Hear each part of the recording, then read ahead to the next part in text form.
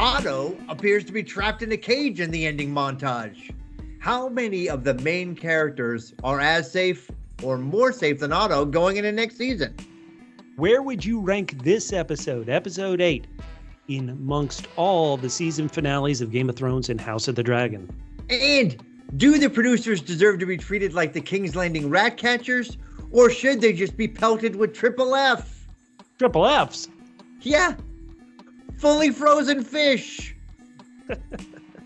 Give people the full Alicent right there. We're going to answer all those questions and so much more on this episode of the Joffrey Podcast. I've been very busy. Many important matters require King's attention. I'm king now. King now. I am king. I am king. I am kiss it. I am kiss it again when I return. Your fingers or your king doesn't fingers discuss your battle plan. He's one. Stupid girl. Your fingers or your tongue. I am the king. I'm telling mother. Oh. Welcome to the Joffrey Podcast. We're talking about House of the Dragon Season 2, the final episode of Season 2, Episode 8. My name's Bubba, and with me, as always, is someone who will not pod with a man that cannot beat him. It's Catfish. Bubba, yeah. you have bested me at many different games. I have gotten my share back on Yahtzee, but still I'm proud to pod with you. Bubba, yeah. I'm so excited. What are we gonna talk about?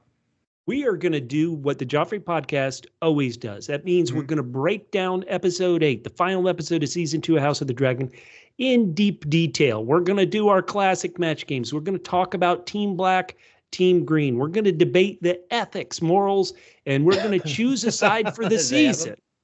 Yeah, which characters have any ethics or morals? We'll talk through all that, but first and foremost, we're going to give you our ratings. Catfish, this episode, it'll be interesting. It leaked early. The opinions about it from people who read the leaks were kind of all over the place. What is your rating out of 10 for this final episode of Season 2? Wait, did you say final episode? Of Season 2, yeah. But we just saw like a 10-minute montage getting us all jazzed for the next episode, for episodes 9 and 10, which will be coming out next week and the week after, right? Catfish, heartbreaking as this may sound, that's it. We're not going to see any more House of the Dragon most likely until 2026. This is August 4th of 2024. What do you think? That's the final episode, man. It's the armies are marching. I'm going to have to adjust my ratings, Bubba, because I was going to use the double S scale for my ratings. Wait, double S? Yeah, split sausages in honor of Aegon. Oh, poor And guy. then I thought about using the double B scale. Wait, double B? Yeah, that's backstabbing broom. You know, when you send someone to do your bidding and they tell the person, hey, you should be a usurper. But instead, I'm going to have to go 6 out of 10 double M's. Wait, double M's? Yes, that is called monstrous montages. And that does not mean they're huge. That means they are great for the middle of an episode, the middle of a season, the middle of a movie, when you do not end a season with a 10-minute montage juicing everybody up. This is, Bubba, this is the most I have been. I'm stunned. I'm stunned that this is a season finale. This is, I mean, even forget the fact that I agreed with Miss Catfish, who in the middle said there's just too much talking and not enough action in this episode. Okay. Yeah, that's pretty much what I have to say about there's some things that happened that were good, they were enjoyable, but there was a lot of yapping and not enough action, and then just you can't do it, Bubba. You can't do it. I'm sorry. I could do it. I'm flabbergasted. They did do it. Well, they did do it. They did it, Bubba, and I don't approve. 6 out of 10, and that's generous. 6 out of 10. Is that your lowest rating of the season, Catfish? This is rough. I think you maybe went 6.5 one time, but I went 6 out of 10. It's you know what? And 6, I decided. I'm judging that on a Matt Murdock scale, and his lowest is 7. That's true. Wow. Bubba, I can't even. I need you to say some good things right now. So I'm just want to listen to you talk about how you rated this episode. And I'm gonna sit here in disgust. Well, I almost gave it a double M. Speaking of Matt Murdock, I almost gave a rating out of double M's. Double M's. Oh, come on. That's mother motivations. Alicent's motivation as a mother in this episode, a little questionable, at least to me. But Catfish instead, I'm going to rank this on the double G scale, the one that everybody loves. The double G scale? Yeah, that's Go Green, Team Green. Oh my goodness. Catfish. Let's get right to it. Give me the numbers. Give me the number. You're giving me the doubles. I don't have the number. I don't want to, Catfish, because our listeners listen to us because they love this show. I was watching this episode and I just wasn't connecting with it. And I thought it was me because I've had kind of a crazy weekend having to do this work, having to do this, having to dog sit, all these things. So I thought maybe I'm not connecting with this episode because I've just had an odd weekend and I wanted to see how everybody else felt. But Catfish, I feel a bit like you. I'm only giving this 7 out of 10 double G's Go Green. And I'm calling my rating Go Green because as a book reader, listeners feel free to hate me by saying as a book reader. As a book reader, one of the positives about Fire and Blood that I find from reading it is how both sides, you could be Team Green, you could be Team Black. There was no kind of hand on the scale. There was all sorts of, kind of bad deeds done on both sides, kind of bad motivations on both sides. And to me, this show, which maybe works better for a show, and listeners, you tell me if it's true, Team Black, now with Aemond, turning back and being, okay, honey, I was bad, but now I'm completely on your side. It just drives me crazy about this. Is a pretty much a pro-Black show. I guess if I had been expecting that and I hadn't read the books, I'd probably be fine with it. But as a book reader, this ridiculousness of how everything the Greens do is evil and wrong, and everything the Blacks do is theoretically right, I can't get into it. And I know listeners may be thinking, well, what about the last scene? Rhaenyra had a chance for peace. She always talks about how her father, King Viserys, wanted peace, and she pretty much says, no, I got to take Aegon's head. That's the way this works. That's not, that is kind of shady, you might say, on Rhaenyra's part. But not only that, Bubba, to kind of jump on Team Black a little bit more here, when she goes to Alicent hat in hand, to her place, and Alicent, is not super excited, but hears her out. When Alicent shows up at Rhaenyra's, Rhaenyra is a big old B to her, just a super B. A Black? She's Team Black? She's yeah, she's a super B. Super Team Black. I mean, it's like she's like, I got the dragons now, so the time for talk is over, despite the fact that scene lasted probably 23 minutes, maybe just in my head. Wow. So we, listeners, we have said this a couple times this season. Yeah. That we hope we're wrong. We hope we're the people who just didn't connect with this episode. We hope you loved it. But if you loved it, if you hated it, if you were somewhere in between, loved certain scenes, like I did, let me say, I did love certain scenes, and I'm going to celebrate those. Yeah. But we want to know how you feel about this episode, because we're going to be tough on it, just to be honest, but we're also still going to be fun and light. And so reach out to us. Tell us what you think on social media at Double PHQ. That's the word double, the single letter P for podcast, HQ for headquarters, at Double PHQ on Twitter, Instagram, Threads, Facebook, YouTube. And listeners, we want to give a special shout out to you. We know that we are a weird niche podcast. We know you listen to this podcast because you love House of the Dragon and you want to kind of talk about it and break down the thoughts of it. And we are this odd mix of instant reaction, because we are instantly reacting. We don't get to watch the episode twice. We see it. We're taking notes. So like last week, I was like, oh, Hugh, he couldn't save the woman there in the cave when he was approaching Vermithor, because I was taking notes. I went back and watched the episode after we recorded the podcast. And I was like, no, you saved her. He distracted Vermithor so she could get away. So we're an instant take podcast where we try to take things seriously, but we also have this very lighthearted match game, which we hope you love. The fact that you guys have been with us on this incredible journey, we want to thank you guys so much. And to thank you, we're going to do a special podcast next week maybe 10 days away, where we're going to talk about book spoilers. So sadly, you might say, hey, you're thanking me by giving me a podcast I don't want to listen to because I don't want spoilers. True, but if you listen to the beginning of that podcast, Catfish, we're going to be doing what at the beginning of it? Ooh. Well, as what happens in these podcasts is, as you said, Bubba, we're doing it right away. So sometimes we don't get feedback or match game answers until the next podcast. And so we want to give everybody a chance for that. So on the next week, we'll cover all the feedback that we get between now and then. And we will give away a prize to one of our triple L's. Triple L's. Lucky, loyal listener. They will win an amazing. Well, they'll win a shirt. Anyway, you'll get a shirt. So look for that to happen in in a week or so. And, that way you can hear the funniest answers besides the one that you're about to give for the match game. Okay. All right. So let me say, Catfish, that we talked about social media. Reach out to us. If you're watching this on YouTube, hit that like button, hit that thumb as if you're hitting us for these negative reviews. Subscribe so you can constantly tell us we're wrong. Leave a comment telling us we're wrong.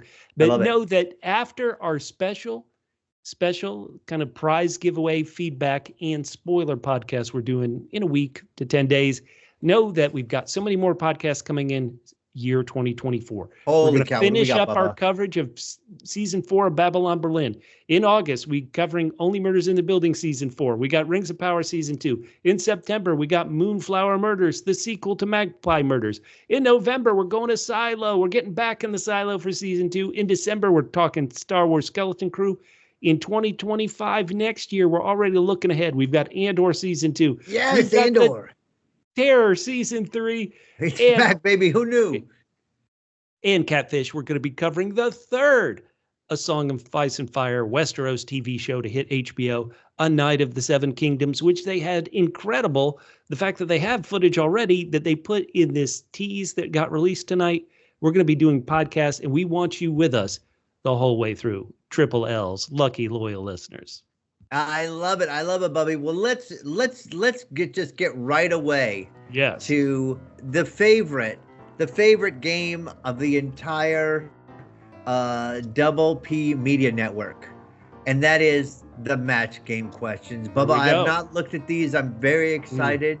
Okay. So I cannot wait to answer you ready, this question, Catfish? and our listeners. Let's hear it. Sir Criston Cole believes his army is marching toward their annihilation. The Maesters hope to improve his attitude by encouraging him to blank. I'll read it one more time give you time to think. Sir Criston Cole believes his army is marching toward their annihilation. The Maesters hope to improve his attitude by encouraging him to blank. Catfish. The Maesters hope to improve his attitude by encouraging him to jerk off into Alicent's handkerchief. This is what you get. Boy, Catfish, you can't tell that you just made that up right there on the spot. You know, that is the really. I can't believe you workshopped that answer for days. I did. Like you believe took it me. on the road, tried it out. Listen. Yes. I don't know how much better I could have done, but that definitely wasn't very good. All right, Bubba, I'm going to read it. Okay, hold on. I want to go a bit further. You know, Uh-huh. I spent the beginning part of this podcast thanking our listeners, and what you just did to them. You instead of thanking the listeners, you've been wanking the listeners with these brilliant. Oh my gosh! Oh my goodness! I mean, that was a tough one. All right, Bubba, and I'm going to ask you, and then we'll go to our listeners. Let's see if I get a match. Let's right. not. Yeah. Sir Criston Cole believes his army is marching toward their annihilation. Yeah. The Maesters hope to improve his attitude by encouraging him to stop listening to the Smiths. Oh, is that Bell? No. Okay, different. All right, Bubba. That's very good. Now let's hear what our listeners have to say. All right. So many. Get ready. The Maesters encouraged him, he hoped to improve his attitude by encouraging him to get copious quantities of drugs. That's Hamlet is dead. So true. I bet there are going to be a lot of matches to that. So let me get the bell ready. Nick Fortuna said the Maesters are encouraging him to stop sniffing at the royal rag and pull out Her Highness's thought. Ring the bell. I demand you ring the bell. Oh, my God. Oh, now Patman 23 on Twitter, he pays attention to the show better than we do. He's like, one thing that always cheers Kristen Cole up? That's beating up wedding guests like Joffrey Lawn Moth. So good. And Dooley's left leg says the Maesters hope to improve his attitude by encouraging him to inject milk of the poppy thrice daily. That's copious amounts of drugs. That matches with Hamlet is dead. Oh my goodness. Albert Gillespie, a godless key on Twitter. They encouraged him to go stay at an inn. That's somebody who once again is paying attention to the show. Remember how Gwade was like, hey, we're sleeping in this tent, so let's go to the inn. And he's like, no, we can't. Albert, excellent answer. Oh, Link Hogthrob at Matt's Test Lab 1. Oh my goodness. The Maesters encouraged him to once again seek comfort with the Dowager Queen. This is all right, and Nicole says the Maesters encourage him to go on his Harrenhal therapy retreat, but off screen. Yes, wait till season 3, apparently. Oh my goodness gracious. Matt Murdoch, double M in the gutter with Catfish. He says, at Musical Concept says the Maesters encouraged him to seek penile amputation. Oh, damn. What's going on here? Ow. All right, and you know what? This is sort of close. I think so. Fists of Bucho, your old buddy Bucho, says the Maesters encourage him to just be thankful his Winky is in better shape than his king. Hey, here's a match from Endless Mike 03. Everybody says, what do they encourage him to do? Take Prozac. Just like milk of the poppy. Yes, and ML at MFL__ says they encourage him to take ayahuasca gummies. Everybody loves drugs who listens to the Joffrey podcast, apparently. Incredible.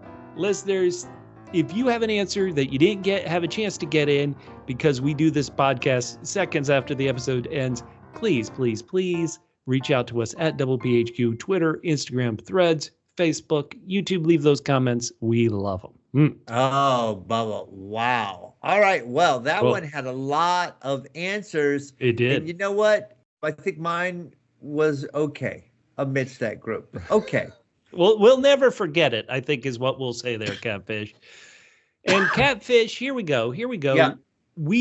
One thing we love doing is talking about the best scene, the favorite scene, the scene that we love the most in an episode. And what's fun, I think, is in these episodes, which we rate low because we just didn't connect with them, is to still celebrate what we liked. So Catfish, you tell me, even though you had a lot of trouble with this episode, what was your favorite part of the episode, favorite scene, favorite moment? Let's celebrate that rather than going to kind of problems we had with the episode right now. So let's hear it. What was your favorite stuff in this episode? All right, Bubba. Well, I saw some scenes that I thought should have been the best scenes. Mm-hmm. I thought Kristen and Gwen was pretty good, except for the fact that I was like, oh, Kristen, we learned the most about your motivations right before you die, but that didn't happen. Okay. Alicent and Rhaenyra, that one went on way too long. Bubba, nothing holds a candle to Tyland Lannister and Admiral Lohar. Oh my God, Bubba! I don't know whether it was the mud fight or the speeches after. Just classic. The looks on his face. I mean, when she says, "I want to have your babies," and he's like, "All right," and then she's like, "With my wives, of course," and he's like, "How many wives do you have?" I mean, Tyland, I tell you, he did not really, really impress. Everything he did was a little. I mean, in name it was impressive, but it was great that we saw it, and we saw, even though he accomplished those things, the singing of the sea shanty and the winning at the fight, still it was still in a very humorous fashion. And so those scenes, great. That's an odd couple I can't wait to see more of. What about you, Bubba? Well, for me, as we all know, I'm Team Green, but Team Green really took it on the chin this week. I guess Tyland Lannister is part of Team Green, so I should say, hey, he took it on the chin. He may have taken it into the bedroom. He had a lot of fun in it. But instead, I'm going to go with my boy Ulf. Ulf gave me something. Like, give me something. That's what I always keep saying. Ulf, he would drive me nuts if he was my dinner guest too. You know, like I'm not so sure. We're going to have a match game about Ulf in a bit. So I'm not sure I want him at my dining room table, but at the bar. Nor would you want him to get any power. Oh boy. Why do you, Catfish, say that? Why do you say that? I mean, he's already demanding more birds and putting his feet up on the table. I mean, he hasn't even done anything yet. Hey, make me a knight. Oh my God, hold on. I've got to find that exact saying. Rhaenyra says to him, a knight will comport himself with grace at their queen's table. Best make me a knight then. Ulf, you're converting me to Team Black. Heck yeah, I love it, love it, love it. I love it. For Ulf just being a party dude, a good time guy. Once again, I'm not inviting Ulf back to my place. I'll meet him at the bar. I'll meet him at the tavern. We'll have some fun. You can see why everybody at the tavern loves Ulf. I'm not even sure I'd give him my nuclear arsenal. Like somehow he's got it. Not.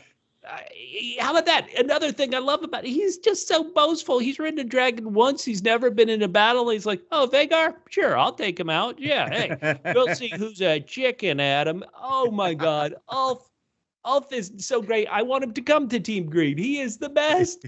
Hell yeah, Ulf. Love it. I called him Rodney Dangerfield in the country club in Caddyshack. He is living life. It is great. The snobs versus the slobs. We know which side Ulf is on. All right, Bubba. Well, speaking of Ulf, let's go right to the House of the Dragon match game 2. Okay. You asked, Ulf has bad table manners. How bad are they? Instead of acting appropriately at the Queen's table, Ulf was behaving like he was at blank. Boom, boom, boom, boom, boom, boom, boom, boom, boom, boom. Wow, do do do do do do do do. Wow, do do do do do do do do. Wow, do do do do do do do do do do do. All right, Bubba, I'm gonna ask you. All right, hear it. Ulf. Yeah. Has bad table manners. How bad are they? Instead of acting appropriately at the Queen's table, Ulf was behaving like he was at Waffle House. Oh, all right. That's a good one. Okay, Bubba, go ahead and ask me. I've got my answer now. This one was easier and less dirty. Okay, Ulf has bad table manners. How bad are they? Instead of acting appropriately at the Queen's table, Ulf was behaving like he was at Harrenhal. I've never heard anybody hate Harrenhal more than you, Catfish. Catfish, now there's like House Hunters. You should have a show on HGTV called House Haters. You hate Harrenhal. You always. I'm telling you, I gave a 1-star Yelp review to Harrenhal, and I haven't looked back yet. Oh, that is pretty good. But let me say that even though I like my own, I thought my own answer was pretty good for especially if SNL has even been making jokes about people's behavior at Waffle House. I have to say I have looked at people's answers, and there are some great answers in here, Catfish. So are you ready to look at this one? I'm ready, Bubba. Instead of acting appropriately at the Queen's table, Ulf was behaving like he was at newly opened branch of Dick Slack's Resort in Flea Bottom. That's Dooley's left legs. Dooley, I don't know how you know about Dick's Last Resort, but that's pretty damn good. That's pretty damn appropriate.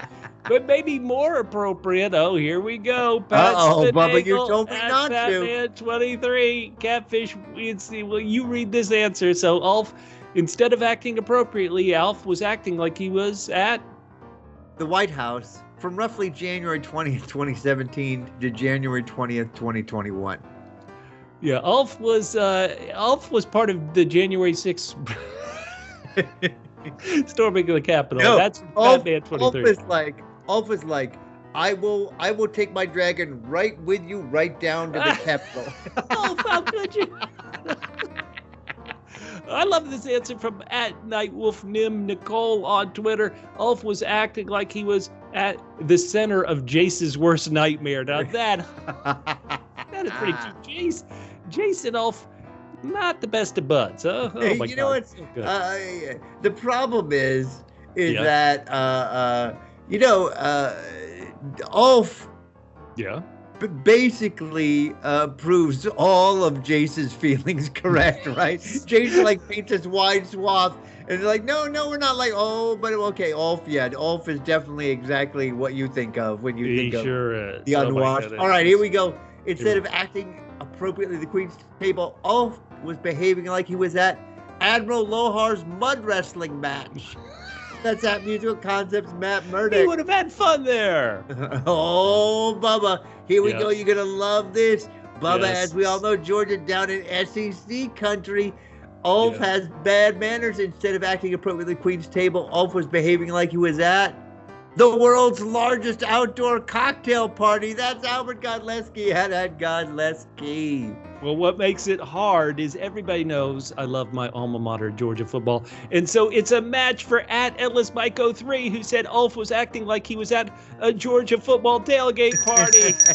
Yeah. How dare they? All right, instead of acting appropriately at the Queen's table, Ulf was behaving like he was at medieval times. Now that is my favorite. Who is that from, Ken? That is Nicholas Fortuna.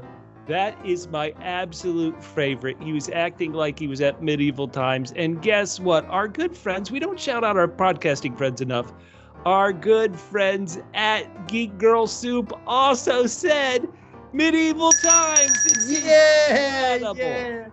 Buddy, this one, I like this one because it crosses the worlds of our podcast lives. Instead of acting appropriately at the Queen's table, Ulf was behaving like he was at the Mos Eisley Cantina. That is Fist of Bucho, your old buddy Bucho, so good.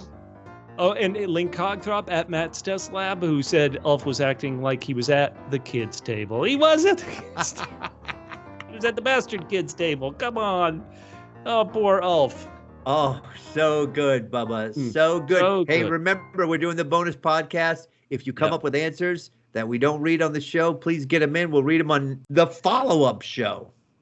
Without question. Now, Catfish, we always run down after our second match game. We run down Team Green or Team Black. You were very tough on this episode, but it feels like this was a really positive episode for Team Black. Does that mean you want to save them because they're doing great for last?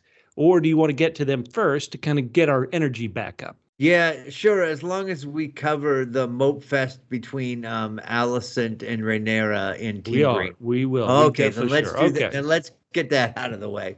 Team Green out of the way? Sorry. Yeah, let's do it. All right, well, Team Green had some of your favorite scenes in it, Catfish. We've already talked about it, but poor Jason Lannister, a fish out of water, meeting with the Triarchy. This is Tyroshi, Mirish people. Like, this is the whole crew. And the one guy had blue beard. So if you are a book reader, in the original Game of Thrones, sometimes the show didn't do all the colorful things that George R.R. Martin wrote in his works. So the fact that we had a guy here who had painted his hair and beard blue, that is like a tip of the cap to some of the things you would read about in George R.R. Martin's books. So I loved that. The Triarchy, what did they love? They loved the only thing we know they've loved this whole time. They want the stepstones, Catfish. Give us the stepstones. I mean, they just won't shut up. So Tyland's like, all right, I may lose my head for this, but sure, people love making deals without sending ravens back to King Landing. Oh, my God. Yeah, even if you could. But then it turns out that he's going to have to go with Admiral Lohar. Yeah. And Admiral Lohar comes in, and Tyland a little taken aback because Admiral Lohar is a badass lady. Right. There's a chance, just listeners, I'm kind of throwing this out there for safety. There's a chance that this is portrayed by a trans actor. And so the way that I think you're supposed to read this, though, is that this triarchy, Admiral Lohar, is a woman. And so that's why there's this kind of weird behavior between Tyland Lannister and her. And they want to mud fight. Here, let me try to get my everything correct. They want a mud fight. And after the mud fight, where Tyland earns his stripes, like have you ever gone to a Skype work meeting where you've had to get into a mud fight to, get this PowerPoint approved? No, and plus they only approve because once again, as we learn on Game of Thrones, do not celebrate your victory too early. No. And how about, did you think this was a jest when Lohar was like, have you eaten the flesh of your enemies? No. That's why it was beautiful. And I love the fact that Tyland, who seemed willing to just say or do about anything, was like, no, I cannot. I mean, he looked so amazing because with that mud all over him and the chagrin on his face. That was a really good moment. Again, this is why this is the creme de la creme of the episode for me, between Tyland and Lohar. And then Tyland sings the captain's daughter again, not with much gusto or maybe even fealty to the words, but he finishes. He did it right. Like if this was, the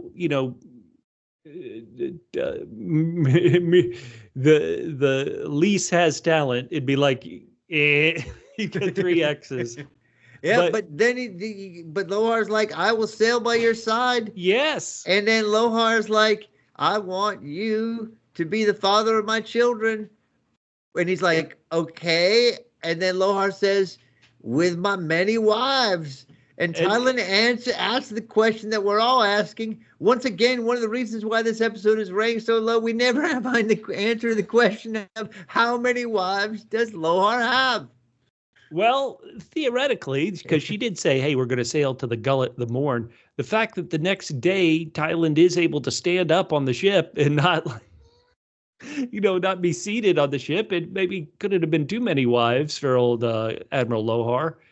Really fun, really good. Mm-hmm. But in a way, let's get to this, Catfish. In a way, though, if you've read the books, and maybe we'll talk about this more on our book spoiler podcast that's coming out later, it does feel like originally they were hinting that this show might be 3 years. And then this episode and kind of this season implies, man, they're going for 4, maybe 5 seasons of this. This story is not clicking like it could have.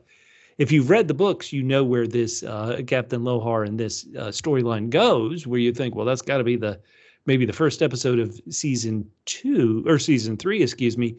But it definitely, let's just get to this, right? You know what? No, we'll talk about it in the debate. But what I sometimes was thinking watching this was, like occasionally Game of Thrones got infamous for finding out that all the big action happened in the penultimate episode, and then there was descending action. But having said that, season 1, R.I.P. Ned Stark in the penultimate, but the next episode still had dragons being birthed. The next episode still had something, some kind of big things. Robb is declared king of the North. Jon Snow goes out behind the wall. Like there was like things happening in that final episode. Maybe not the incredible, shocking things of episode 9, but there was still like stuff happening. And so this did feel like this missed that dragons being born. This missed that big kind of event. And even these ships, it's like, hey, we made the deal and now the ships will sail. And you're right, Catfish, in a normal Game of Thrones season and even House of the Dragon season, it feels like, well, okay, that's going to set up something that's going to happen next. It just turns out what's going to happen next is now 2 years away. Not good, Bubba. Not good. Okay, so let's talk about the brothers. We've got King Aegon, and Prince Regent Aemond. Aemond is frustrated. people are saying he turned tail and ran like a coward. How would anybody even know that? He's so high up. How the hell is anybody going to know? But he's taking it out. They heard the squeal of the brakes, Bubba, when he put the brakes on Vhagar. And so he's taking it out on this city. We find out it's called Sharp Point, which he just put to the torch. Back at the castle, Aegon, to be honest, Aegon, considering what happened to him, he looks much better than I ever thought he could. He's trying to get rum from the Grand Maester Orwell. And Larys comes in, and Larys pretty much says, hey, it was great, but now it's time to bounce. He's going to play what strategy is this? Like, hey, maybe this was a Littlefinger-esque type strategy of like, hey, let everybody fight, and then we'll come back and be the victors in this. Let's run away to Bravos. What do you think here, Catfish? Larys really did completely pitch in his lot with Aegon, and I thought he was smarter than that. Keep your options open. Yeah, keep your options open. No, once you bail out, I'm not even sure that this is a good plan. So let everybody take over with all their dragons, and then you come back with what? One dragon, maybe two if Helaena. I don't even know. Did Helaena go with them? I couldn't tell. That did not appear in what I saw. We are always taking notes. We do miss stuff, but let's give it up to King Aegon. He says all the right things at first. He's like, I'm the king. What kind of king runs? And he's told, well, your older sister Rhaenyra has now 3 more dragon riders. She's got a bunch of dragons. She'll come and kill you. If not her, there's a good chance the Prince Regent Aemond, he'll come and kill you. He's already kind of tried to kill you once. Let's go to But there Bravos. is a funny part in this scene, because I swear to God, I had flashbacks to the stage play of the Holy Grail, because Aegon breaks into the I'm All Alone song. He's I'm all alone. While Larys is like, hello. Right. Well, we find out some things. So Aegon, we certainly do. He said his manhood had burst like a sausage on a spit. Youch.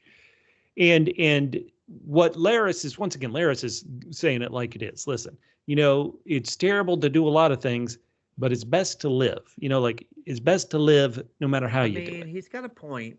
He does. He has a great point. And what about? Is it really life? I mean, Aegon's saying it right. It's like, I can't do this. I'm hideously disfigured. I don't have a dragon to ride anymore. Well, once again, Larys is selling him the story. Let these two sides, your brother Aemond and your sister Rhaenyra, battle each other, destroy each other. You'll come back. You'll be like a symbol of, kind of sanity. You'll be Aegon the Victorious, risen from the ashes. You'll be Aegon the Rebuilder. But Aegon's already got a name he wants. He wants Aegon the Realm's Delight. What do you think of that name, Catfish? I mean, not with that split sausage. It's not. Hey, now. How many times do I have to apologize to the listeners? Now, Aemond, all right. So we know the brother, he's gotten out of town. He's gotten the heck out of Dodge. The brother realizes, okay, this is a fight I can't win.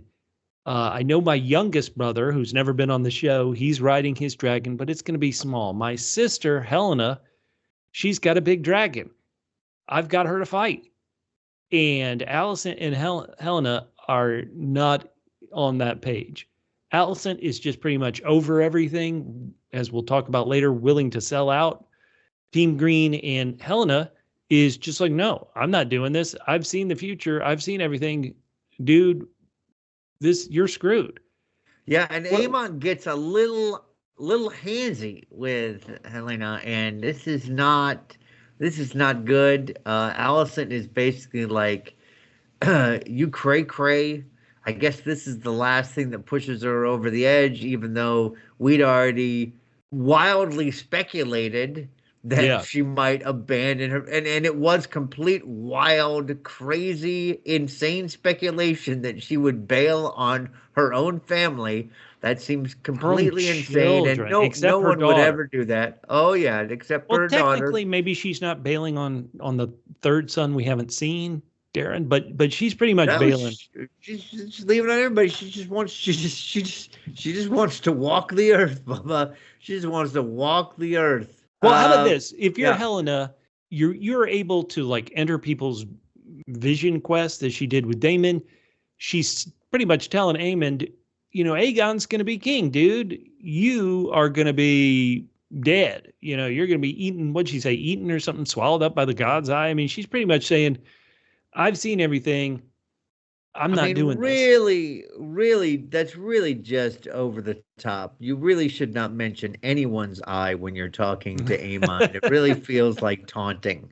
Aemond is being honest. He's like, listen, I need your dragon, Dreamfire. I need it. So why does he need it? Let me just run down this. I put this at the top of the document here, Catfish. Put it down, run it down. If we look at the blacks, Rhaenyra is riding Syrax. Okay. Her son Jace is on Vermax. Her stepdaughter Bela is on Moondancer. Her husband Daemon is on Caraxes. We've got Adam on Seasmoke. We've got Hugh on Vermithor. We've got Ulf on Silverwing. So that's 7. Beyond that, admittedly, they're all small, but her younger sons, Joffrey has a dragon named Tyrax. Aegon III has a dragon called Stormcloud. And her son Viserys II has an unhatched egg. So if those come through, she's got 10. And then Rhaena keeps trying to get a dragon when she's there in the Vale and at the Eyrie. So she can have a just run off all by herself. Yeah, she sure did. That we'll get to that in a second. But is it over? Has Team Black won? You haven't read this book. Is it over? That's admittedly, once again, the young ones are young, but let's leave the young ones out of it. And let's leave Rhaena out of it because she hasn't claimed a dragon yet. That's 7 to maybe 2 if Helena won't ride. I mean, there's no way you can win 7-2, even as great as Vhagar is. It all depends on whether you, if you put like maybe one experienced dragon with, say, Adam, Hugh, and Ulf, Right. Somebody's got to be watching them, that's for sure. I mean, they do have an entire day to learn how to ride dragons, but we did find out on this episode, so they should be expert by then.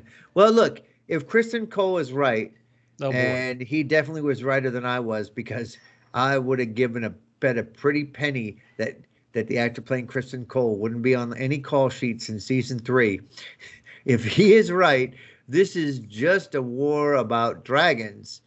And there's too many of them. Also, now that they have the land, now that they've got a land army, okay, so what do they have against them? Okay, now they've got, maybe now the blockade will be broken. For the Greens. The Greens will maybe now be able to affect the blockade, but still break the blockade. They've got the Jason Lannister army in the west. They've got Kristen Cole's army between King's Landing and Harrenhal. So they have 2 land armies. Oh, and they've got the Hightowers marching up from the south. So they technically have 3 land armies. They have a naval fleet with the Triarchy. So, that's still a lot of stuff when you're facing 7 dragons. I would just send Ulf to hit all the land dragons, unless they've got any of those fancy dragon. You said the land armies. The land armies. Okay. All right. Sorry. I would send Ulf to kill all the armies, unless they've got any of those dragon spearing machines. Yes. Okay. So then you take care of all the armies. I agree with you. It seems completely from where we were a few episodes when it seemed like the blacks were super down. Now I said they were like comically down. Now they are comically up. Like they sure completely could be. Unbalancedly up. They could be. And Kristen Cole, you could tell on the, people attacked this actor. Even in our comments, they said they didn't like the actor who played Fabian Frankel, who plays Kristen Cole. But you could tell Kristen Cole changed after episode 4. And he's pretty much has one scene in this episode where Gwen Hightower's like, you have ruined the reputation of my sister, and let's talk about this. Which really started off weirdly. He's got the handkerchief, and all of a sudden Gawain's got the thing and is like coming at him full force. I was like, did I miss the first 30 seconds of this scene? How do we missed the scene where Gwen found out about it? Right. He might have put two and two together, but it feels like we should have seen him put two and two together, but instead, or at least say something. You don't start the scene with us thinking he doesn't know, and then all of a sudden he's like full bore at Criston Cole. Well, Criston Cole never been more relatable. Desire for women has brought me grief after grief. I get it, Criston. Preach it. Gwen's like, then resist it, and Criston's like, oh, would that it would be so simple. And Criston is, I joked about him listening to the Smiths, but a lot of these things, what really did it for me in the Smiths was when he said, to die would be kind of a relief. It's like the classic song, to die by your side is such a heavenly way to die. Classic Smith song, there is a light that will never go out. He even admits, hey, I'm corrupt. All men are corrupt. And then I guess the thing that prevents Gwen from really being angry with him, like what is the one thing, is that he says, listen, your sister, who you're attacking me for, she saved my life twice. And she did. He should have been killed for killing Joffrey Lonmouth. And he almost killed himself. And both times Alicent saved him. And so is that enough? If somebody had ruined soiled your sister's reputation, is that enough, Catfish, for you to put the sword up? Well, Bubba, I'll just say, I was sort of joked about a little bit earlier, but this is seriously like the most we've seen of like the inner thoughts of Criston Cole. This is the most relatable. All your jokes aside about how both you and he have been brought low by the gentler sex. You could have just not added that, you didn't have to, you're like ignoring this stuff, which let me repeat verbatim what you just said. Thanks a lot. So it was like, this is the Criston Cole that we at least can understand because he's kind of explained himself.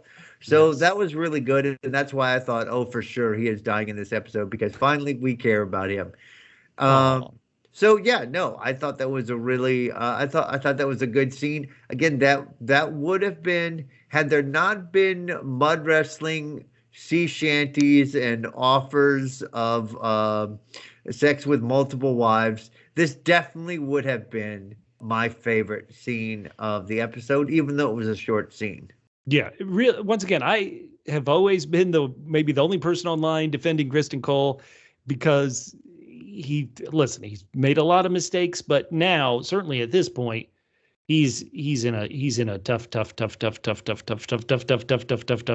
place, and so we will see. Catfish. Speaking of people who are in tough places. Oh boy, let's get to it. Get to it because this is the big thing. Alicent decides, I am now going to make the reverse journey, the hidden trip to see someone in power on the other side, Bubba. I tell you, I am surprised there aren't more attempts on these people. They are so easy to get to. Alicent makes her way pretty much right to Rhaenyra, who's like, who else knows? And she says, nobody. Somehow they got all the way there without anyone knowing.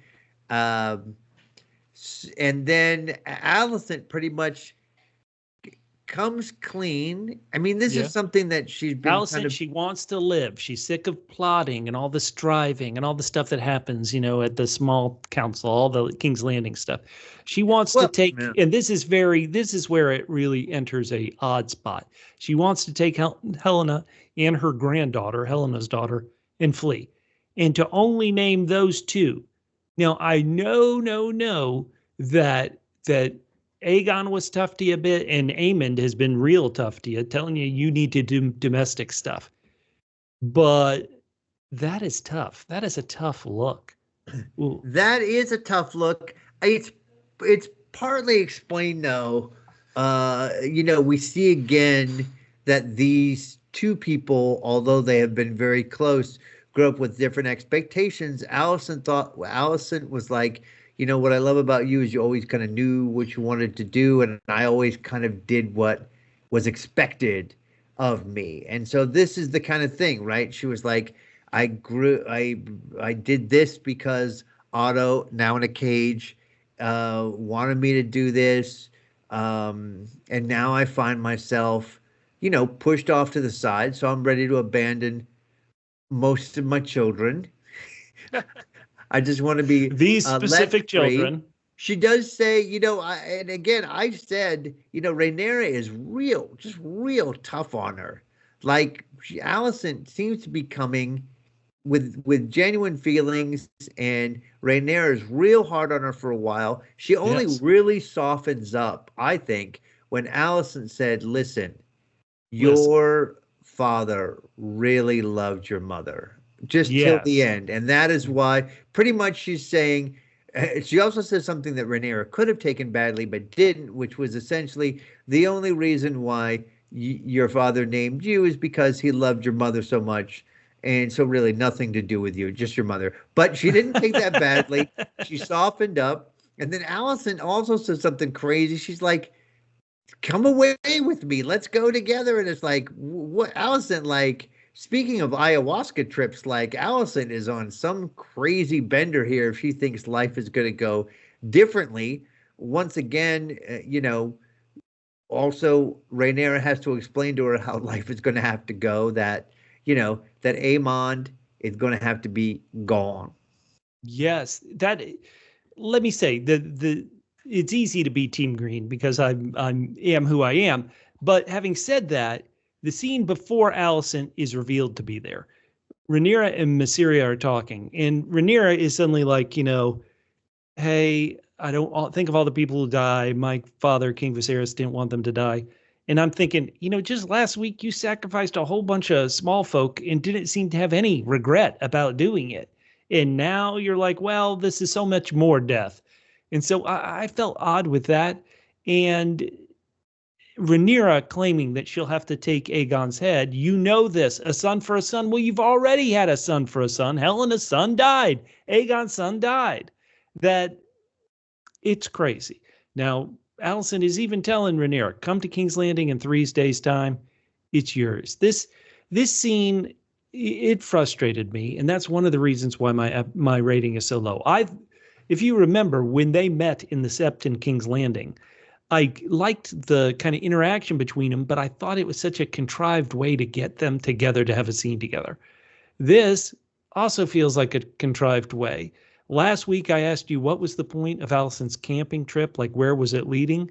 And admittedly, I didn't see it leading to this. I asked you, what did you see it leading to? And all you did was complain that Alicent wasn't, didn't give us any sexy looks when she went swimming. Way to take my question seriously. But we did talk before about, like, we did, as I said, wildly speculate. Does this mean that she could abandon her family and go against her family? But it seemed impossible to take that seriously. Impossible. Yes, it did.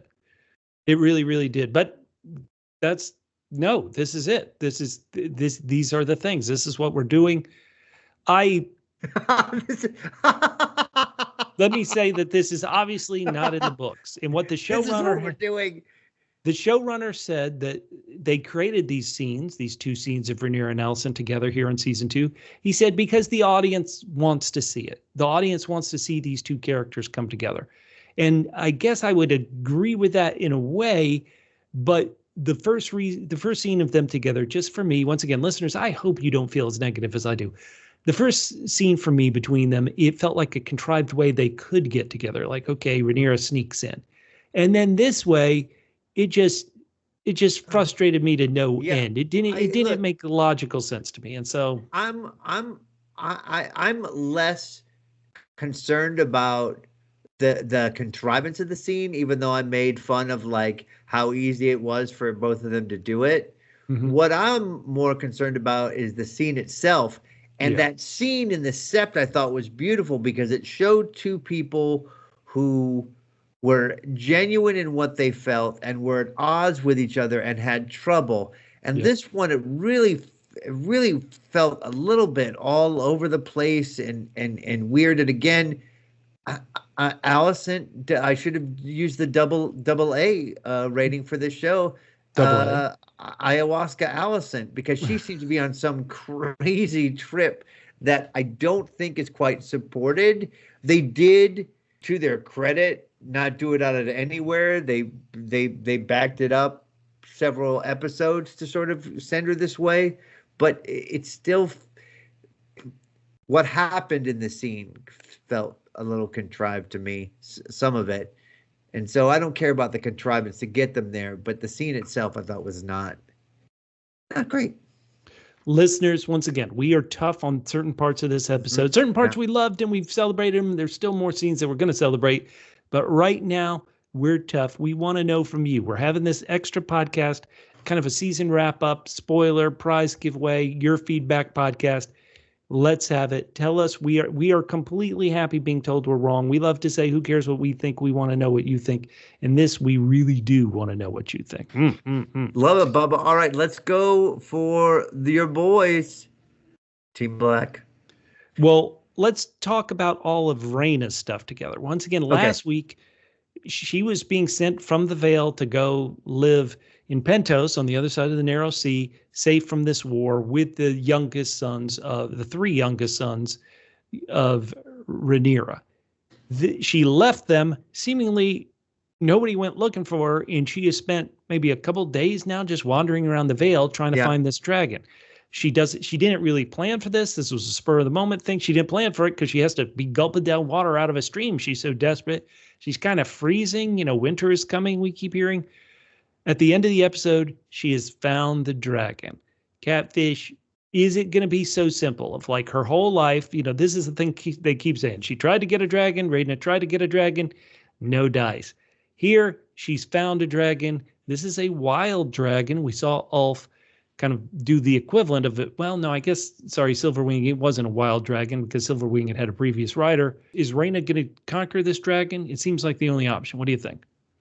Well, I'm not sure why we don't find out the end of this, the yes or no, does Rhaenyra ride or get flamed this season. But I agree with you. It doesn't make any sense otherwise, but it also doesn't make sense that she, a very, very important person, can just wander away and no one notices. Yeah. No, but once again, maybe that's a saying about her character of like, hey, nobody notices the Targaryen without a dragon. Right. Like literally, if you're the Targaryen without a dragon, you can't just go wherever the blank you want to go because nobody's going to notice you. Well, yeah, except, the people who shipped her off, they're certainly going to be in some trouble, even though they didn't really seem to give a crap about her. Hey, they could be in some serious trouble if she doesn't end up showing up. They could be accused of all kinds of things and flamed themselves. So you would think this would not be able to happen, and yet it does. Yet it does. Okay, well, going back to Team Black Catfish, we've already talked about the Rodney Dangerfield of the Blacks. Is there anything else you want to say about Ulf? How about this? Why don't we go to Jace? Jace, once again, I actually have grown to kind of really like his character, but he does not like it. Like when Ulf tells him, you and I are cut from the same cloth. Oh. Jace, he's sick of Ulf's sloth and unreadiness. And this is not a way. These are soldiers. At the very least, you got to think of them as soldiers in your army. And admittedly, in the army, you do talk down to soldiers. A drill sergeant is going to rip soldiers a new one. But I mean, this is tough. What do you think's going on here with Jace? Well, I mean, I don't know if you want to just follow through with Jace, because what happens later on is what's happening with him is he gets a talking to by the only person that he will probably listen to. That's a good point. Baela, yeah. With Baela. And so essentially what's happening with here is we made a little fun of Jace last week, and he might have some really strong cultural beliefs having to do with who is allowed to come into the country. I mean, ride a dragon. Well, it's also, this is very much projecting. Like, we didn't really talk about that enough last week, in that Jace knows that his biological father and his biological mother were not married. So he technically is kind of a bastard. That's what always sets him off, is somebody calling him, a strong boy, a bastard. And so it was like, you called me a bastard, but look at this, I'm riding a dragon. Obviously, I'm not a bastard. Well, now here's proof that bastards can ride a dragon. So this is very much he's been insulted his whole life, he feels like. And now it's like the one thing that he kind of thought could save him from being insulted. Now anybody can ride a dragon, kind of, right? And so he's not special in any way. Well, that is a good point. Unless you look at it this way. I mean, really, honest to God, any kind of society that goes through generations, it should not be patrilineal, because you never know.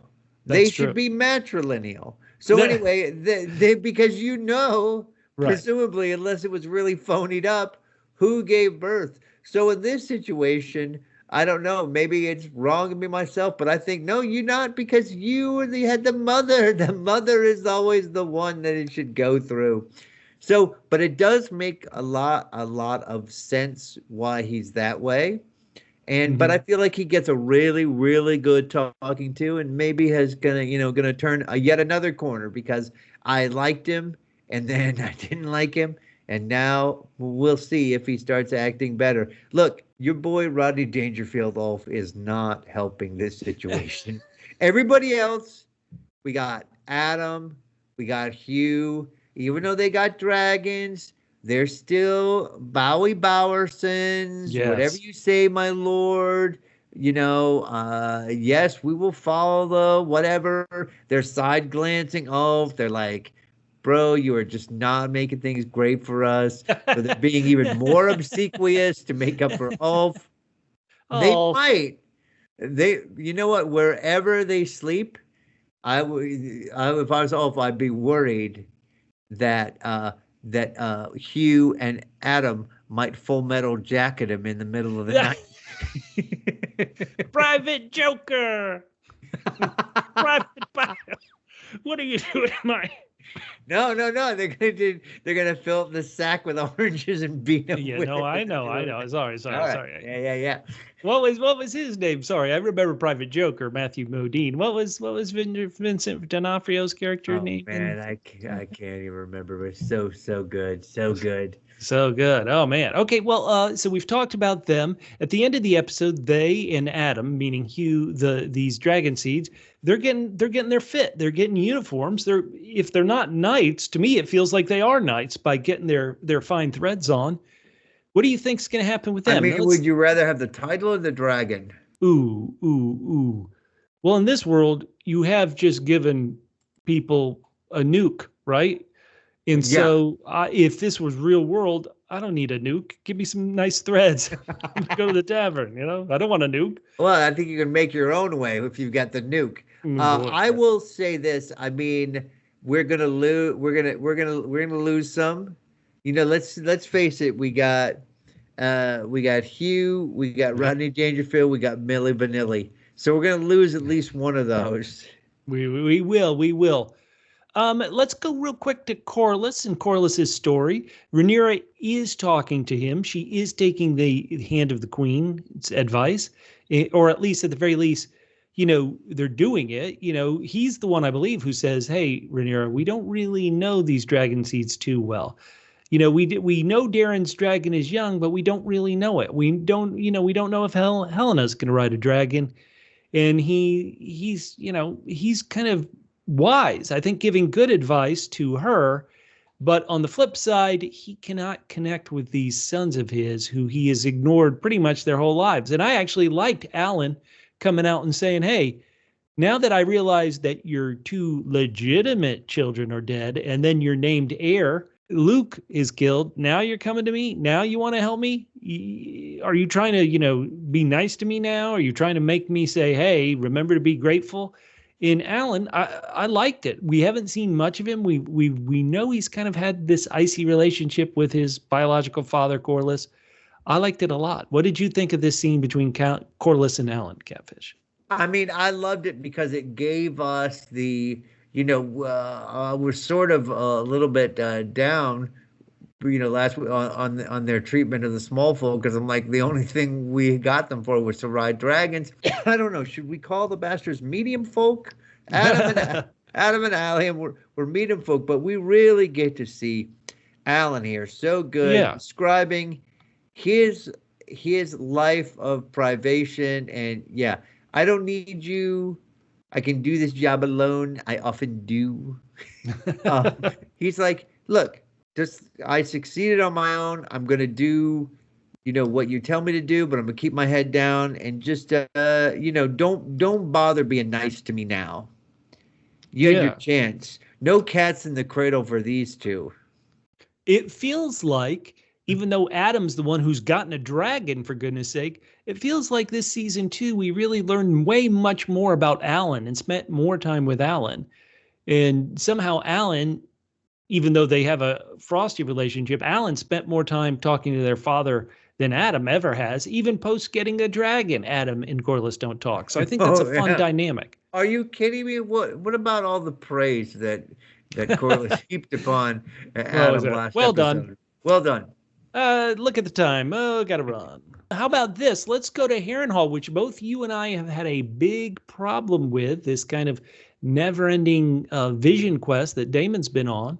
Not only that, but they kept doing it throughout this episode, teasing us. So Daemon, his army's ready. Sir Alfred Broom shows up. Daemon, what do you think of my army? Alfred, it's very large. Okay, That's what she said.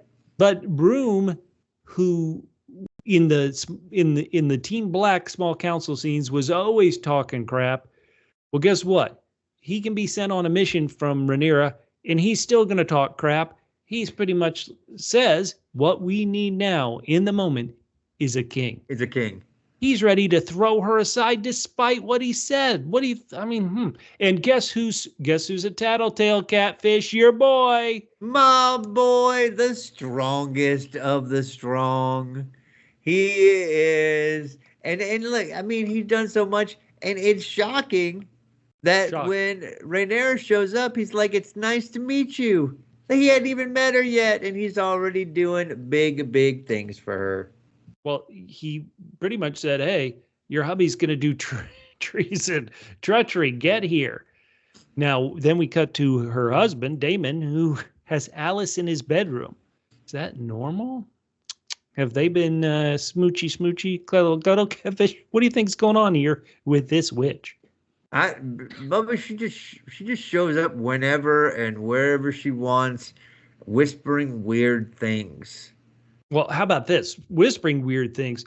We saw some weird stuff. Like I'm tough on this episode, but when I saw suddenly this man deer, this mere, a man and a deer, this creature with antlers and hooves walking upright by the weirwood tree, I thought, oh snap, this is crazy.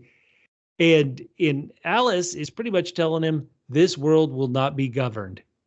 Do you wish to learn what is given to you? Then Daemon, who has had so many crazy dreams, he goes up to the weirwood tree, puts his hand on the face of the weirwood tree. If you haven't seen that behind the scenes thing they released this year, the face on the weirwood tree here at Harrenhal is made to look like George R.R. Martin's face. Isn't that cute? But anyway, Daemon puts his hand on the weirwood. The sap, the red sap from the weirwood spills over his hand.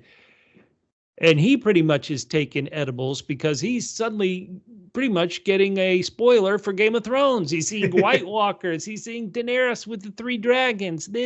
He's seeing a lot of things, actually. He's seeing, maybe spoilers. I don't want to say too much for A Night of the Seven Kingdoms. He's seeing a lot of spoilers. Catfish, what did you think of Daemon's weirwood dream and this being theoretically the final thing that pushed him over the edge to say, okay, I can't claim the crown for myself, the throne for myself. So I got to. What do you think? I understood most of what I saw, right? Because he saw the future. He saw the White Walkers.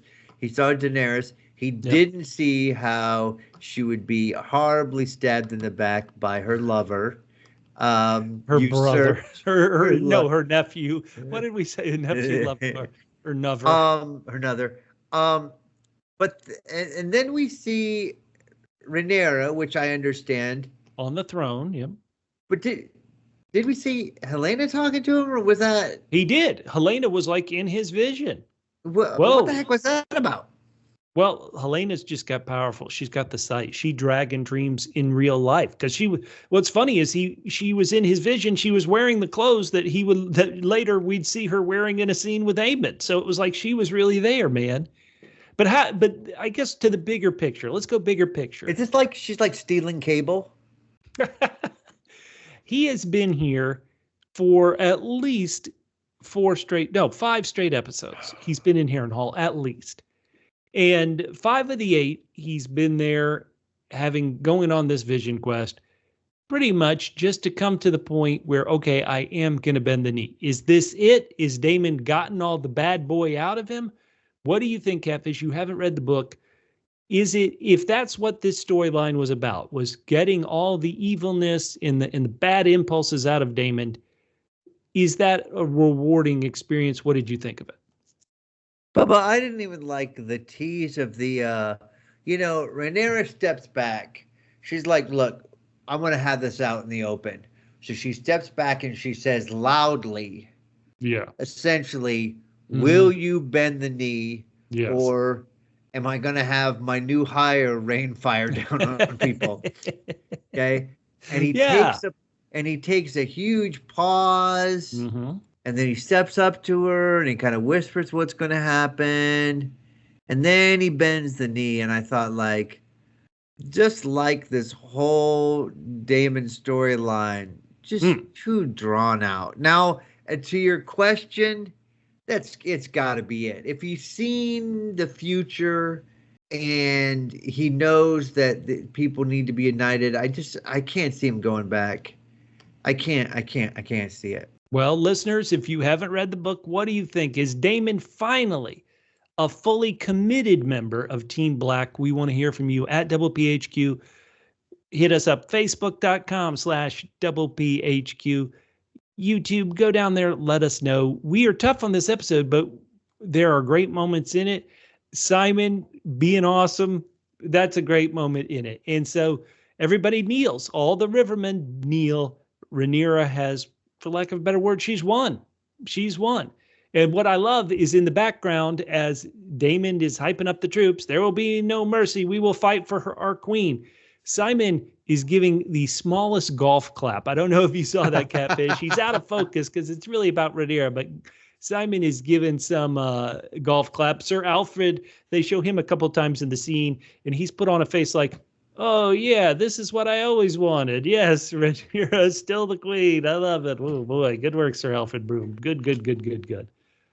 All right, Catfish, anything else you want to say about Team Black? Or is that it for the team which seems victorious right now? I mean, Team Black, bet on black. That's what they always say. Bet on black, baby. No one ever says bet on green. Some people might see bet on red. Yeah. But no one ever says bet on green. Listen, bet on green. I'm go green. Somehow they've taken a bunch of L's these last couple episodes, but I'm on Team Green. Join me, Bubba, on Team Green. And the person who may be leaving Team Green is Dowager Queen Alicent. Catfish, are you ready for match game 3? I'm ready, Bubba. Let's hit me with the question. Dowager Queen Alicent's behavior in this episode was blank. So this is short and sweet. Let's see how you do.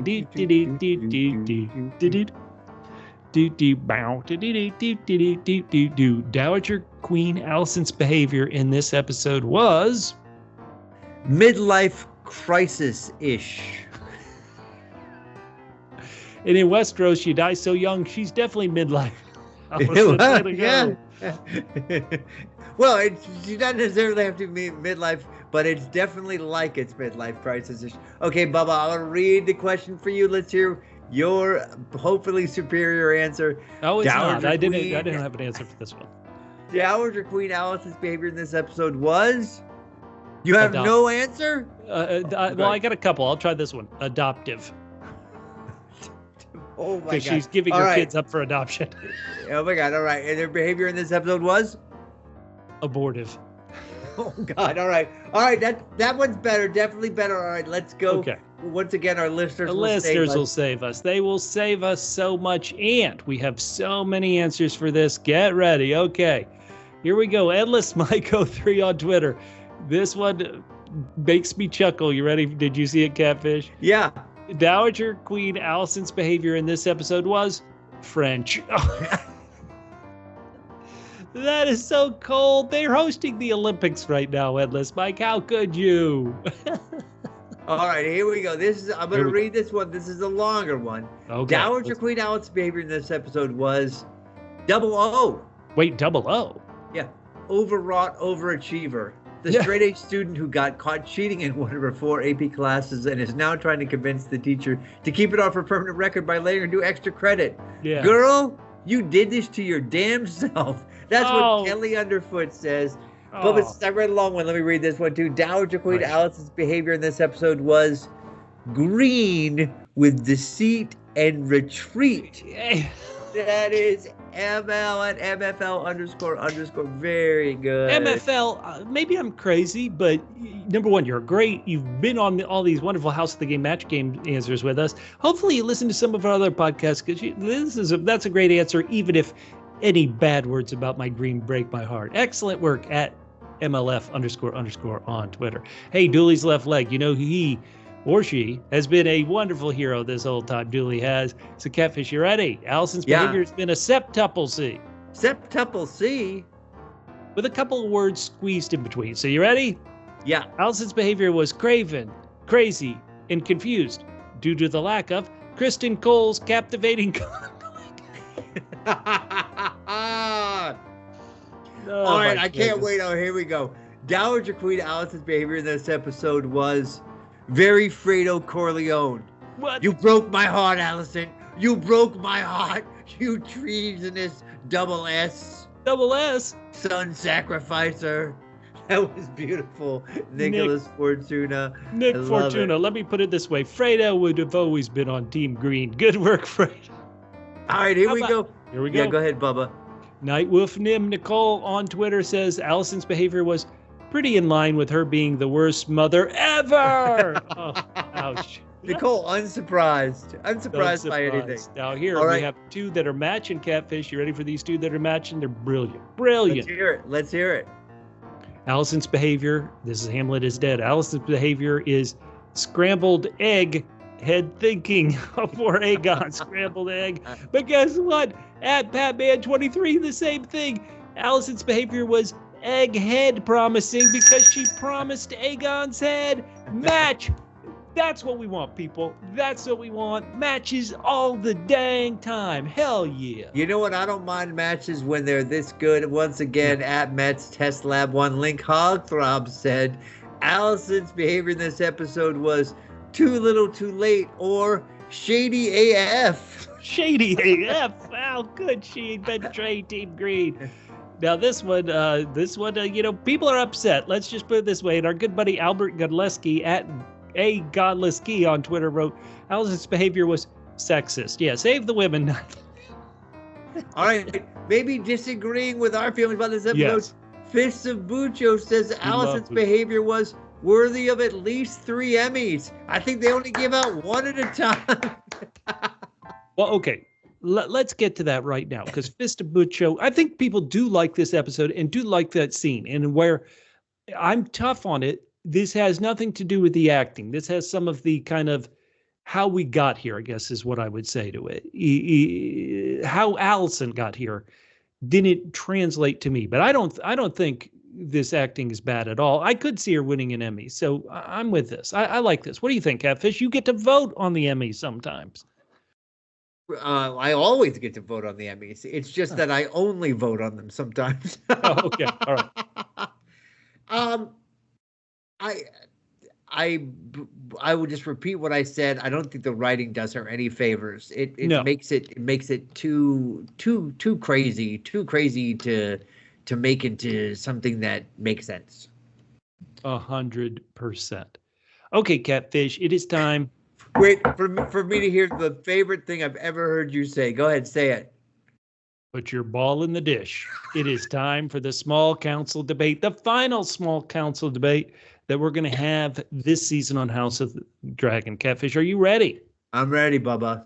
Question one. Question one. Otto appears to be trapped in the cage just out of nowhere. I had to rewind it. I'm like, is that Otto? I said Otto, but is he trapped in a cage? Is it associated with any of the cages we sort of see or the crates? So the real question is, Otto's stuck in a cage. Yep. But if he in the cage, is he safer than most of the characters in the rest of the show, or is he in more like how many of the main characters in this show are actually in more danger than Otto? Okay, he's trapped, but safe. Catfish, we talked about this all season long. Otto appeared, I guess, because he's in this cage in a whopping 3 episodes of the 8 this year, but that has definitely kept him safe. Now, that said, how many named characters do you think we really said goodbye to this season? Just Rhaenys in the 8? Or, well, I guess Aegon's son? Jaehaerys? That doesn't really count. How about Blood or Cheese? We said goodbye to them. Rhaenys. No, I thought for sure. First of all, I thought Aegon was going. I thought it was going to be Aegon. Aegon. I also thought, I predicted this a few episodes ago, and a couple times I thought I was going to be right. I thought Kristen Cole was next. We don't need him anymore. I mean, I like having him. I like having characters, but as far as for the role that he was performing for Team Green, he's not really necessary for anymore. So yeah, we didn't lose a lot of people. We may talk about this a bit more on the spoiler podcast we're going to do after this one. But what I love about this, Catfish, is that if you really studied George R.R. Martin's writing, the next main character to die is totally, oh yeah, that is who he would kill. Where you're like, wait, what? And then you go, oh yeah, that's what he does. So that's all I'll say about the next main character to die. All right, Bubba, let's go for question 2. Question 2. All right, go ahead. Where would you rank this episode 8, which people are saying the Queen Who Ever Was is what the title of this episode is, the Queen Who Ever Was. Where would you rank this episode in all the season finales amongst Game of Thrones and House of the Dragon? Before we give you our thoughts, let's go to some of our listeners who we love, who, once again, we want people with different takes. Your own take can be fine. Now, Hamlet is Dead on Twitter just said, I am complaining about how nothing happened in this season finale. Nothing. So he may feel like we did, Catfish. But our good buddy, Endless Mike 03, who I trust his judgment better than my own, he said it was a great episode 8. I can't wait for 9 and 10. Oh, wait a minute. He did what you did. Ring the bell. Ring the bell. Oh, my God. Endless Mike. I swear to God, I did not see this tweet by you. That is amazing. Okay. All right. So I think that is in favor of my point of view. Is I put this question in here just because I thought, have we ever ended on something where it was just pure the last 5-8 minutes, just table setting for the next episode, putting everybody in place? It's like I said, it feels like it's a mid movie thing. It's a mid-season thing. It really feels like, you had talked about last week that they had planned for 10 episodes and they kept getting 8. So you're thinking, are they just squishing things in? This seems like a really just sort of like, all right, well, we got to tell the story and we got 7 minutes to do it. So let's do it. In addition to the fact that Ms. Catfish, even before that, was like, let's talk more action, please. Too much yapping. Well, okay. I want to real quickly say that let's just talk about it. Once again, Game of Thrones, the penultimate episode was always kind of the big one. So right. Spoilers for all Game of Thrones. If you haven't seen it, stop listening immediately. But season 1, penultimate episode, Ned loses his head. The final episode, Dany gets dragon. So, once again, big things happen. Season 2, the Battle of Blackwater. That is a big thing you kind of can't top. But the way they end that is a bit like this. They end that with the White Walkers marching towards the Fist of the First Men, where we know Sam and Commander Mormat and the Night's Watch is. So it is pretty much a tease for, okay, this could be happening next. And we still had Jon, kill a Corn Half Hand. We had Robb get married. So a lot of things did happen in the final episode. But maybe that was a more like this. Season 3, obviously the Red Wedding was the penultimate episode. And then the final episode had Dany taking another slave city, freeing a bunch of slaves, which is kind of a big moment too. Season 4, penultimate episode is the Battle at the Wall. The final episode of season 4 had a lot going on. That Brienne Hound fight was in that final season of 4. Penultimate of 5 was Stannis burning his daughter and the Dany flying on a dragon for the first time. Season 5's final episode. Okay, boy. So I'm listing all these so we can kind of just get to the point. Maybe I'll skip ahead since there's still so many more. I will say that season 1 of House of the Dragon left us with a great ending, the tragedy of Luke's death. This didn't give us that feeling. So at the very least, this didn't match what this show has done before. So, okay, I skipped a bunch of others. Obviously, season 5's final episode had Jon Snow getting killed. So once again, Dany flies a dragon. Jon Snow gets killed in the final episode. Season 6, the penultimate episode is the Battle of the Bastards. But then, of course, the final episode of season 6 has Cersei blowing up the Sept. That was incredible. The best episode the show's ever done. Season 7 had the rescue from beyond the wall. But then the dragon turned to a White Walker dragon. The final episode had the wall being taken down. Season 8 obviously had the blowing up of King's Landing. The final episode had Jon killing Daenerys. So, okay, Catfish, I've gone through all that. Where does this rank? Where do you tell me? Is this the worst? What let's hear. Absolutely. Absolutely. Well, listen. Tell me what is more disappointing ending to a season of the other 9.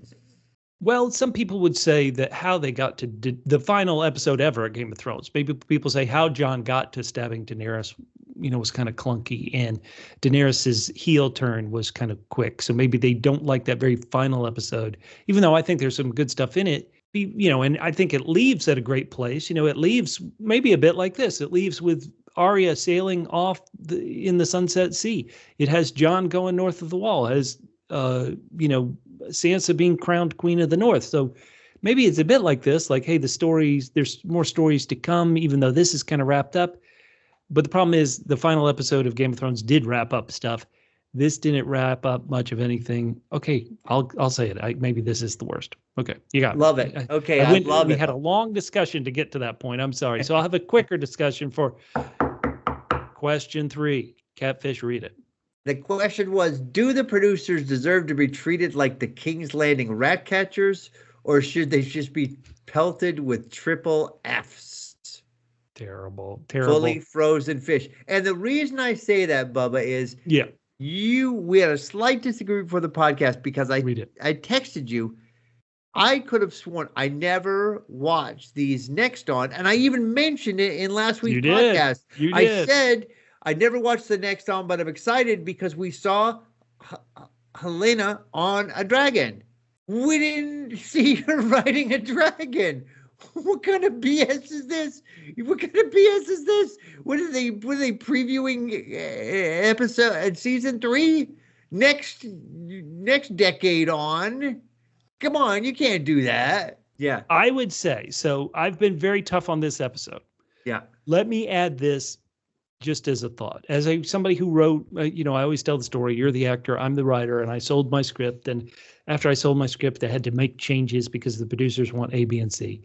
And so the one thing that this show has is the text that it's based on isn't like a real story. There aren't, huge character arcs in it. Like this Daemon arc about, hey, I'm going to be king myself. No, now I'm going to bend to the knee. The story doesn't really kind of go in narrative ways like that. And in some ways, it really does become a Wikipedia page of, okay, this battle happens, then this battle happens, then this battle happens, then this battle happens. No show, even a show like this with a giant budget, can have dragon battles every week, right? Even though at times the text kind of reads like that. And so they had two giant dragon scenes. They had episode 4, and they had the penultimate dragon seeds, Hugh and Ulf getting dragons. They spent all their money there. They couldn't have another giant battle. Time Warner Discovery said, this is it. You can't have 10 episodes. You can only have 8. So the producers that's are fine. the Just producers don't lie are to me. the producers are in a weird space where they're trying to have a fleshed out show that can't just be battle after battle after battle. And if you have battle after battle after battle, some people like Alicent, who aren't really, you wouldn't assume being fighting in battles, what are they going to do, right? So this show does have tricky things. Like George R. R. Martin in the main series has narratives that kind of give people side quests and side stories and side goals. Everybody in this, pretty much, once again, it's just about this fight. Daemon had a side goal, get an army and become loyal, I guess you would say. There aren't those side goals, side times. You know, we are really still, after 2 seasons, really trapped on Dragonstone and King's Landing. We had Harrenhal, so we had a third trap place, but we're not going to all the places that the original series did. So I think while I didn't like this episode too much, I don't think you attack the producers. I think they made some choices I wouldn't have, but I also understand why they must feel like, well, we got to start making choices because, you know, we got Olivia Cook, who plays Alicent Hightower. She may not have an arc in the book. Like last week I said, well, Cersei would get knocked down and she'd get back to the top. Well, George would write those kind of character arcs that could get Cersei back to the top. Cersei would grab the Faith Militant and get back to the top. If George, in this Wikipedia-style writing of Fire and Blood, didn't do that with Alicent, what are you going to do with Olivia Cook, the third named cast member? And so it's tough. That's all I'll say. Bubba, all I'm complaining about is don't show us something that's going to happen and then it's not going to happen that season. Well, we showed our listeners that we were going to give away a prize on the episode covering the final season finale, and we've pushed it back a week. So we're just like that. We're just like, but that's just 7, or as you keep saying, 10 days. We do so much. I got to go to work occasionally. All right, Bubba, let's do it. We're going let's for do the it. Team of the week. Final Bubba, thing. You got green, black, or you think you added strong? Simon Strong and Larys Strong. They, to be honest, they're both in probably the best position. Larys GTFO'd, and Simon's, he's at Harrenhal, sure, but Harrenhal seems well defended and obeying the side he wants to obey. So while I would go with Team Strong, the team of the week that's winning is Team Black. I'm going to stay loyal despite how they look completely screwed. I'm going to stay loyal to Team Green this week, even though Helena, you got to get on a darn dragon. Helena, get on a darn dragon. That's me, Team Green. What about you? What's your team of the week? Team of the season. All the way. A team of the season has to be Black. They were down. They were down.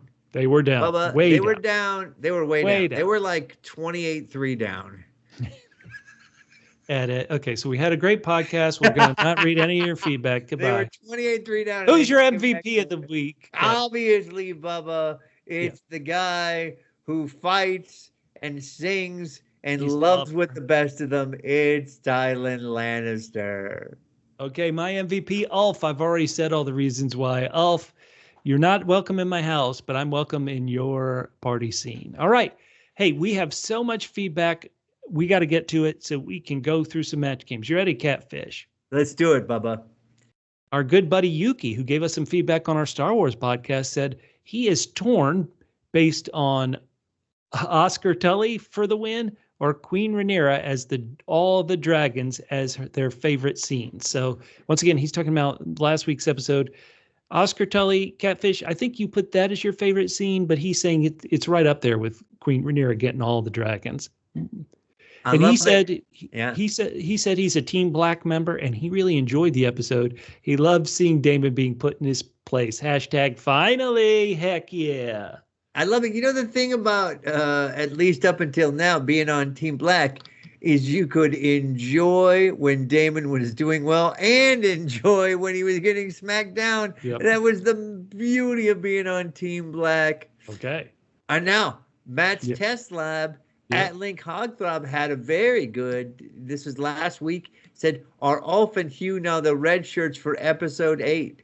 I mean, thank you for playing. Here's a home version of the game as a nice party gift. Well, guess what? Guess what, Link? We didn't get even any of the dragons we were promised. We got nothing. Ulf and Hugh are now going to come in. Why did he forget about Milli Vanilli? Come on, Right now. our boy Adam. Well, let's hear it. Go through the 3 dragon seeds: Ulf, Milli Vanilli, Adam, and Hugh. Are these 3 gonna survive? They have dragons. Are they gonna stay loyal to Team Black? Are they gonna switch sides to Team Green? Are they gonna say, "Hey, I've got a dragon. I'll make my own claim at the throne"? Let's hear your thoughts real quick, Catfish, about the 3 dragon seeds. The only wild card is Ulf. He seems like someone who was ready to go to the highest bidder. So I'm going to say Ulf is the wild card, which means he doesn't die because we can have him do another Yeah, stuff. we need wild cards. So it's going to be between either one or both of Adam and Hugh. We will be pouring one out for them by the end of season 3.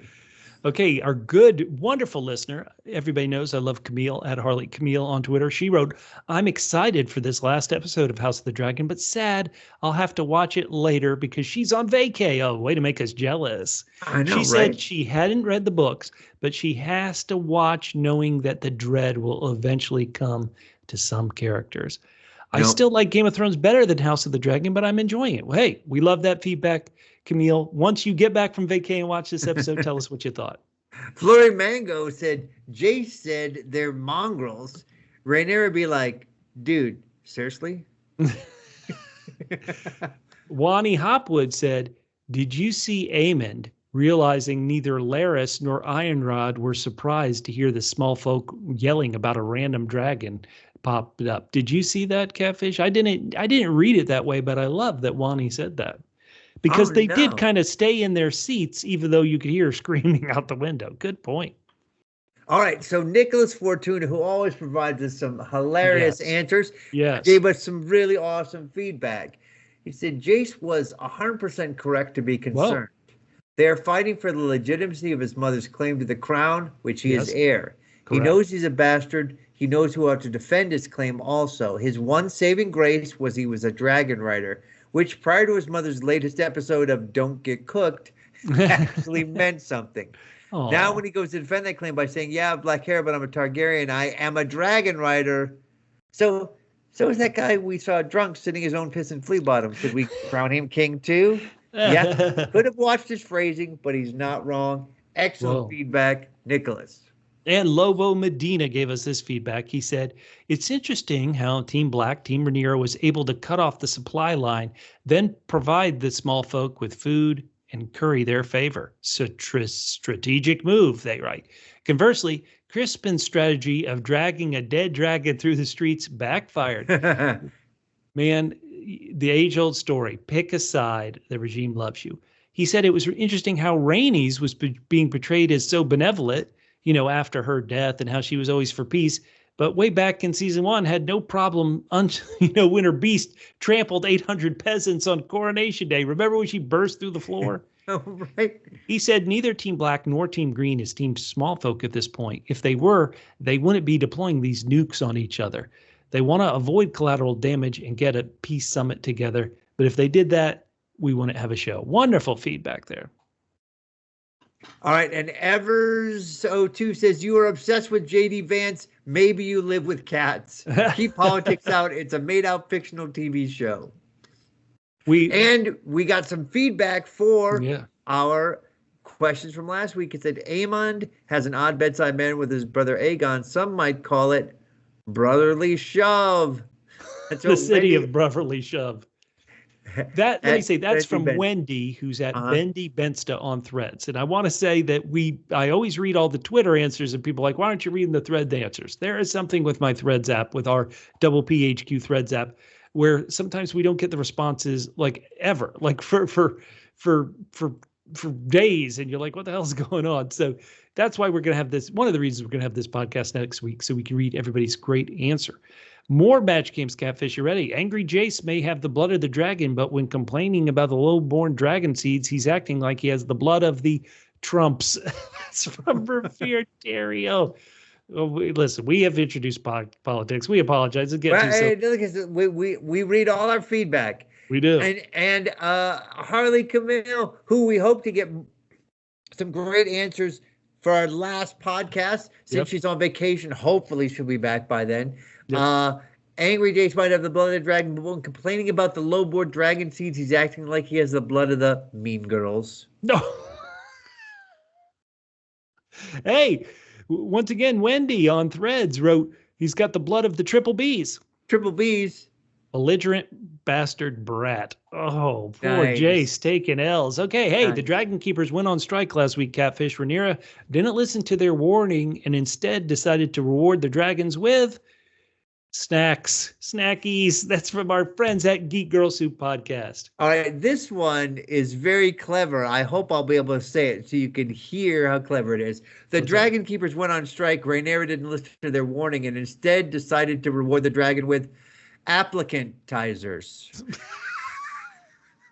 Hey, and this is a shout out to how I missed the Office Space jokes that people were making last week. Okay, applicantizers. That is ever beer, Terry. That one. Hey, Rhaenyra decided to reward the dragon with double Bs. Double Bs. Blonde brunch. That's Camille again. And then our good buddy Heath Actor, whose movie The Star City Murders is available on wherever you get great movies now. He said that, hey, she decided to reward the dragon with Aegon, the new Deadpool. Excellent. Okay, so listeners, we've gone really long. We've been really tough on this episode, but we want you, if you loved it, to set the record straight and let us know at WPHQ. We're going to have another podcast out hopefully soon. I'm trying to give us a kind of buffer if we get super busy. 7 to 10 days. My name's Bubba. You can find me on Twitter at Fit and Trim. That's FITTENTRIM at Fit and Trim on Twitter. And I'm Catfish. You can hit me up at G to the man. That's GEETOTHEMAN on Instagram and Blue Sky. And we will talk to you next week 7 to 10 days on the Joffrey podcast. 6 out of 10. You were so mean.